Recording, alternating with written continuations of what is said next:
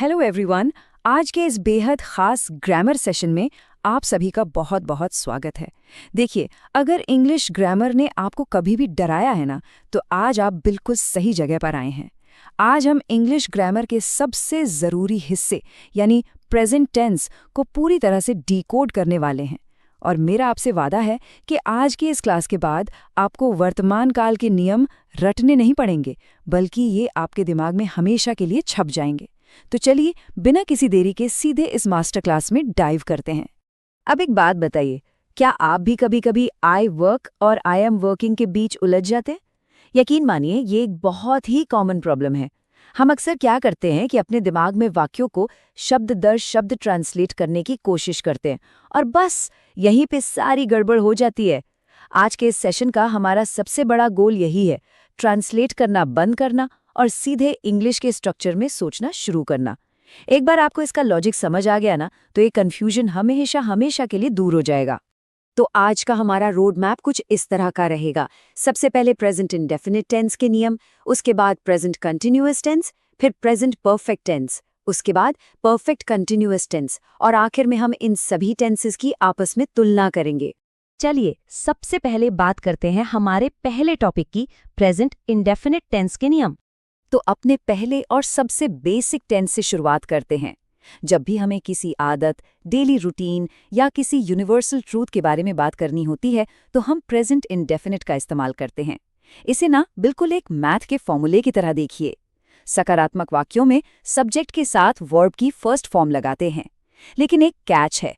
अगर subject singular है, जैसे ही, शी या इट, तो वर्ब के आखिर में एस या ईएस जुड़ जाता है। वहीं नेगेटिव वाक्यों में डू नॉट या डज नॉट का इस्तेमाल होता है। और अगर आपको कोई सवाल पूछना है, तो यही डू या डज सब्जेक्ट से एकदम पहले आ जाता है। सिंपल है ना? इसे एक उदाहरण से समझते हैं। आई गो होम।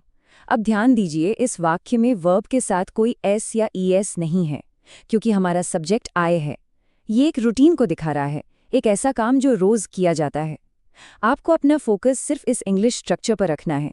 सब्जेक्ट आई और उसके तुरंत बाद मेन वर्ब गो। बीच में कोई हेल्पिंग वर्ब नहीं है। एक और चीज, यूनिवर्सल ट्रूथ्स यानी अटल सत्य बताने के लिए भी हम यही टेंस इस्तेमाल करते हैं। जैसे फायर बर्न्स, ये एक फैक्ट है, राइट? यहाँ फायर एक सिंगुलर सब्जेक्ट है, इसीलिए हमने वर्ब बर्न के साथ एस लगा दिया। ये बहुत ही पावरफुल रूल है और हमारी रोजमर्रा की बातचीत में सबसे ज्यादा इस्तेमाल होता है। अब आते हैं हमारे दूसरे पड़ाव पर, प्रेजेंट कंटिन्यूअस टेंस के नियम। अब डेली रूटीन से थोड़ा बाहर निकलते हैं और बात करते हैं उन चीजों की जो ठीक इसी पल, राइट नाउ हो रही हैं। जैसा कि इसके नाम से ही पता चल रहा है, यहाँ काम कंटिन्यू हो रहा है। इस टेंस का ब्लूप्रिंट बहुत ही क्लियर है। आपको बस सब्जेक्ट के हिसाब से इज, एम या आर चुनना है और सबसे जरूरी बात, मेन वर्ब के साथ आईएनजी जोड़ना है। आई के साथ हमेशा एम आता है, सिंगुलर के साथ इज और प्लूरल के साथ आर। नेगेटिव बनाना हो तो बस बीच में नॉट लगा दीजिए और सवाल पूछने के लिए इज, एम, आर को सेंटेंस की शुरुआत में रख दीजिए। इस सेंटेंस को देखिए, car insurance companies are minting money. यहाँ हमारा सब्जेक्ट है कंपनीज, जो कि प्लूरल है, इसलिए हमने आर का इस्तेमाल किया और मिंट के साथ आईएनजी लगा दिया, तो वो बन गया मिंटिंग। इसका मतलब है कि ये काम अभी इसी वक्त एक्टिवली चल रहा है। आगे बढ़ते हैं तीसरे टेंस की तरफ, प्रेजेंट परफेक्ट टेंस। ये टेंस हम उन कामों के लिए इस्तेमाल करते हैं जो अभी अभी पूरे हुए हैं, लेकिन उनका सीधा असर वर्तमान पर यानी प्रेजेंट पर पड़ रहा है। इसका मास्टर रूल ये है कि यहाँ हमेशा वर्ब की थर्ड फॉर्म यानी V3 का इस्तेमाल होता है। सिंगुलर सब्जेक्ट के साथ हैज लगेगा और प्लूरल या आई और यू के साथ हैव लगेगा। तो फॉर्मूला बना हैज या हैव और उसके तुरंत बाद वर्ब की थर्ड फॉर्म। बस ये याद रखिए। For example, I have reached home. अब यहाँ घर पहुंचने का एक्शन तो पूरा हो चुका है, लेकिन उसका असर अभी भी है, क्योंकि आप अभी घर पर ही हैं। आई के साथ हैव लगा और रीच के थर्ड फॉर्म रीच्ड का इस्तेमाल हुआ। चलिए अब बात करते हैं चौथे और आखिरी प्रेजेंट टेंस की, परफेक्ट कंटिन्यूअस टेंस। ये ना पिछले दोनों सेक्शंस का एक बहुत ही शानदार कॉम्बिनेशन है। इसमें होता ये है कि काम पास्ट में कुछ समय पहले शुरू हुआ था और अभी भी चल रहा है। इसका स्ट्रक्चर थोड़ा लंबा है, लेकिन लॉजिकल है। हैज़ या हैव के साथ हम बीन लगाते हैं और वर्ब के साथ आईएनजी लगता है। लेकिन जो चीज़ इसे एकदम अलग बनाती है वो हैं ये दो टाइम मार्कर्स, सिंस और फॉर। अगर कोई फिक्स्ड टाइम बताना हो तो सिंस, और अगर समय की अवधि यानी ड्यूरेशन बताना हो तो फॉर का यूज़ करते हैं। इस उदाहरण को देखिए, she has been singing a song. इसका सीधा सा मतलब है कि गाने की शुरुआत पास्ट में हुई थी और वो अभी भी इसी वक्त गा रही है। शी सिंगुलर है, इसलिए हमने लगाया हैज़ बीन और फिर सिंग के साथ आईएनजी। और अब फाइनली प्रेजेंट टेंसेस की तुलना।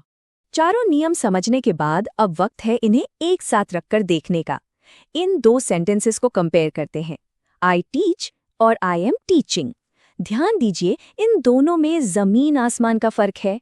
आई टीच एक प्रोफेशन या रूटीन बताता है, मतलब ये एक जनरल फैक्ट है।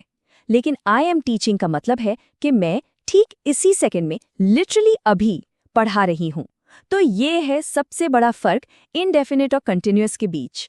हमारे इस पूरे सफर को समराइज करने के लिए ये मास्टर चार्ट एक अल्टीमेट चीट शीट की तरह काम करेगा। आप इसमें देख सकते हैं कि सब्जेक्ट और वर्ब कैसे बदलते हैं। इनडेफिनिट में डू डज, कंटिन्यूअस में इज एम आर के साथ आईएनजी, परफेक्ट में हैज हैव के साथ वर्ब की थर्ड फॉर्म और परफेक्ट कंटिन्यूअस में हैज हैव बीन के साथ आईएनजी। इस एक चार्ट को समझ लिया तो मान लीजिए पूरा प्रेजेंट टेंस आपकी मुट्ठी में है। और हाँ, किसी भी पॉजिटिव वाक्य को नेगेटिव या सवाल में बदलना बिल्कुल किसी मैथ्स ट्रिक जैसा है। हेल्पिंग वर्ब की पोजीशन बदलते ही पूरा का पूरा वाक्य एक स्टेटमेंट से एक क्वेश्चन बन जाता है। इस तरह के पैटर्न्स की प्रैक्टिस करने से स्पोकन इंग्लिश में गजब का कॉन्फिडेंस आता है। तो लर्नर्स, ये था हमारा आज का डीप डाइव। लेकिन जाने से पहले आपके लिए एक छोटा सा चैलेंज है। सोचिए, अगर 1 घंटे पहले पढ़ाई शुरू की गई थी और पढ़ाई अभी भी जारी है, तो इसे इंग्लिश में बताने के लिए आप कौन से टेंस का उपयोग करेंगे? इसका जवाब खुद को दीजिए और अपनी नई सीखी हुई स्किल्स को टेस्ट कीजिए। आज की इस क्लास में मेरे साथ जुड़ने के लिए बहुत बहुत धन्यवाद।